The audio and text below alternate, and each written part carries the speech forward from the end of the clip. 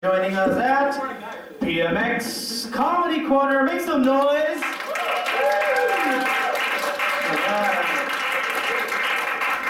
Thank you guys for putting up with us. You guys are awesome, just being here.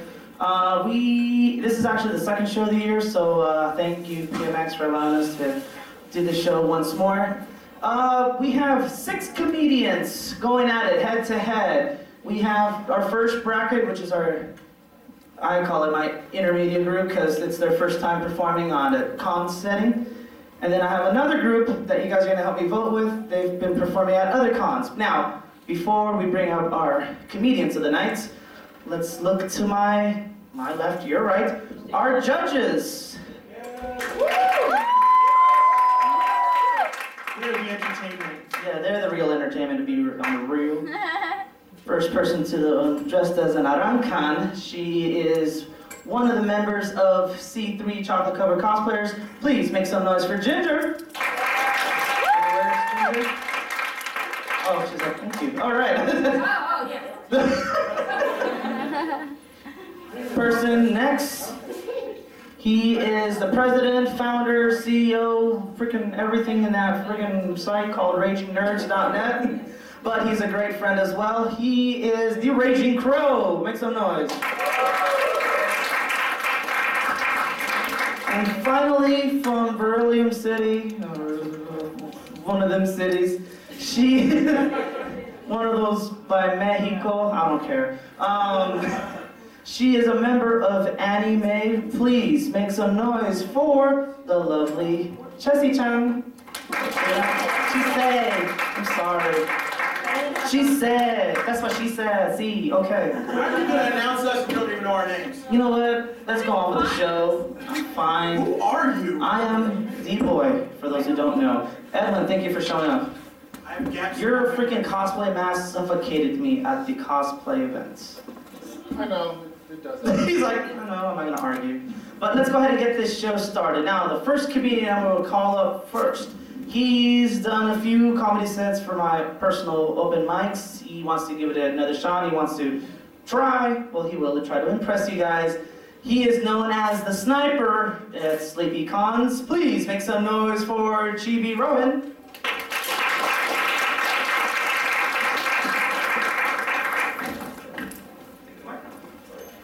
Okay, so I believe in doing things comfortably, so give me a minute.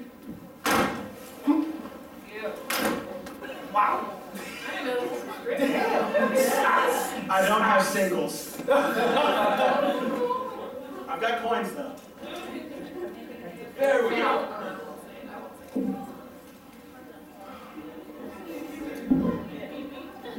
And of course, the chair.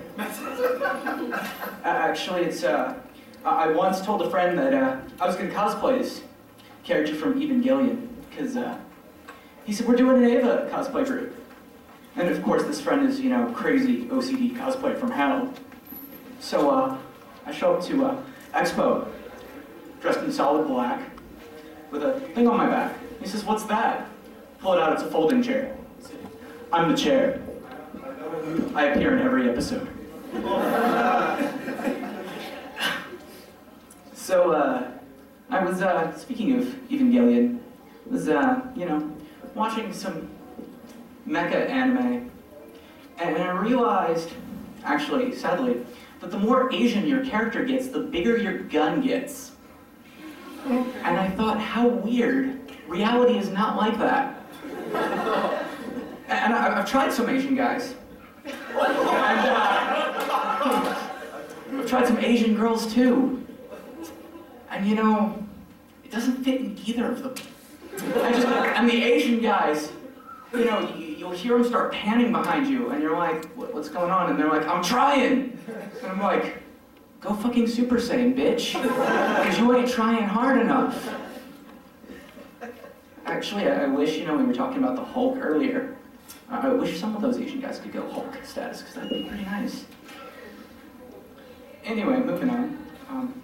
I'm up here to make you laugh, hopefully. I have an alter ego twin behind you guys. He's kind of staring at you. Just wanted to point him out. You'll see him later. This isn't Warren Host Club. But we do have one of those here at the con, actually. They're the Maid Cafe, look them up. They do have Warren boys. Yeah, you know what I like. So, speaking of interesting things that I like, I recently told a friend that I liked Comic-Con in San Diego. And he looked at me, he said, so let me get this straight. You like a bunch of people packed in a really small room with their hands raised in the air and you slowly suffocating to death. I said, yes, that smell is quite enjoyable. You know, you're kind of creeping me out, man. Those shades. Red pill or blue pill, Neo? That's actually what I was thinking. Actually, I missed Beyond Wonderland this year because I was working at a haunted house. And surprisingly, what you learn at a haunted house is that those American horror films, which you think are crappy, are actually really true. The girl literally just does sit there and piss her pants. And then, you know, you're standing there and you don't know whether you should scare her more, you should just watch her cry, or you should go call somebody to help her. And let me tell you, if you're the kind of person that watches hentai at night, there's some really disturbing things that happen when you work at a haunted house and you watch hentai. You start tripping out really bad because you don't really sleep after working at a haunted house because everybody there is frightening. Though, best moment we had though at that haunted house was I was next to a guy who was dressed as Leatherface. And as you know, this huge Samoan dude, and he has a chainsaw. So one day, we decide, we know our managers are coming through the maze. And he taps me, he says, I have an idea. Now, we have an elevator that's totally Shining status.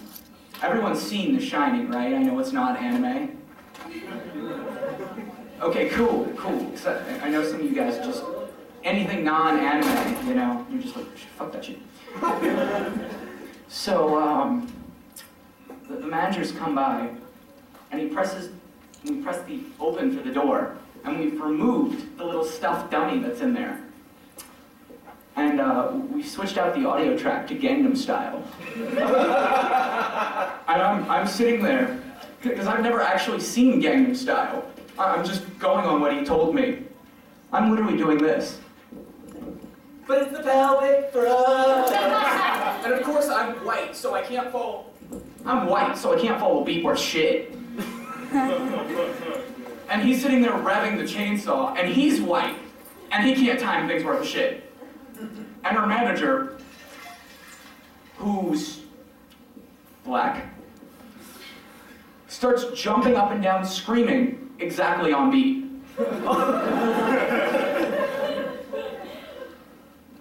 Now, and it was really funny because we actually got taken into the office about an hour later, asking us what we were doing. And the first thing Leatherface said was, having a human body part orgy. And my manager said, excuse me? He said, sushi.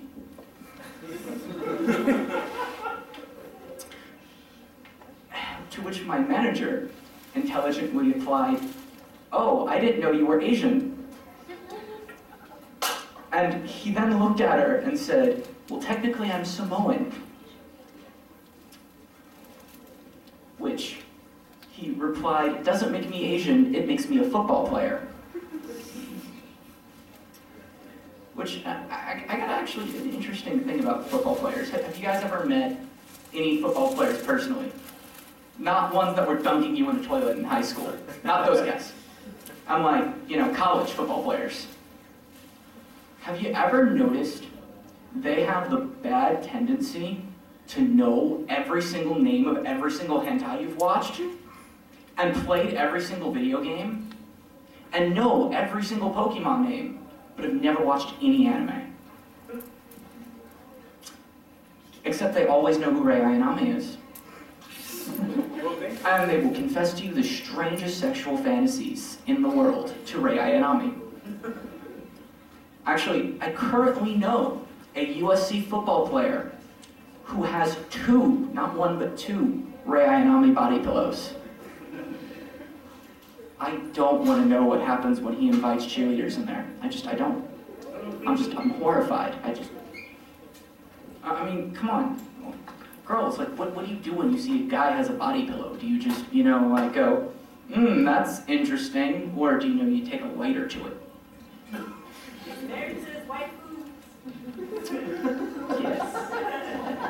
Anyway, that about wraps it up for me. Kind of ran out of ideas at the beginning. So, good luck, good night, something about it. Well, you assemble your jigsaw puzzle there. Judges, starting with Ginger. Any words or thoughts for, hey, yo, surplus guy, get over here. I'm getting the rest of it. Oh, yeah, no munches. All right. Hey, it's the U.S. military. It takes 2 trips. Oh, yeah. Female takes 3. Oh, snaps, Compton's finest. No. Get over here. Chibi, get over here, get over here, get over here. So, you got handcuffed. I don't even want to go there. All right, go ahead. I'm prepared. Obviously. Go ahead. Yeah. Be on the rail. Ladies first. Just swap She's it. a lady too. I know you're on the right. Fatality. I think it was, okay, I guess I should be honest. Okay, well, I think it was a pretty okay set. I think some of your stories kind of took a little longer to get to the punchline. So I'd say that would be the thing to work on. Because especially when you're talking about like the haunted house, I think you were just giving a little too much detail without, instead of just giving like the straight punchline, like, hey, we scared this girl, okay, yeah, we did the Gundam style in the elevator and kind of just get to it. But that's it, that was my critique. Raging Crow? Dio, what if I told you that you started off a little slow? No. You started off with some laughs. I would say during the middle, like she said, you really kind of spent more time focusing on the not so important details instead of getting to the punchline. The punchline is what's really going to hold the audience. When you hear that long pause of silence, that's really when you should start wrapping up your story. And I'm disappointed in all of you for not knowing about The Shining. What? First Wreck-It Ralph, now The Shining? That is some bullshit. And Red Rum! Red Rum! Here's Johnny! But other than that, I would say you started off slow, you kind of plateaued, but just really focus on getting to that punchline. I have pretty much the same critique. You did start off really slow, and also I didn't really notice transitions, so I kind of got a little lost during your set, and I honestly drifted off a couple times. I'm sorry, but yes, just work on engaging your audience a little more, definitely getting to the punchline faster. Give it up to Chibi, everyone. And I Evil. Oh, Sorry. Evil. She has a short span. short attention span. Don't worry, it's okay. Just electrocute yourself. Go pitch you! Dang, just... All right.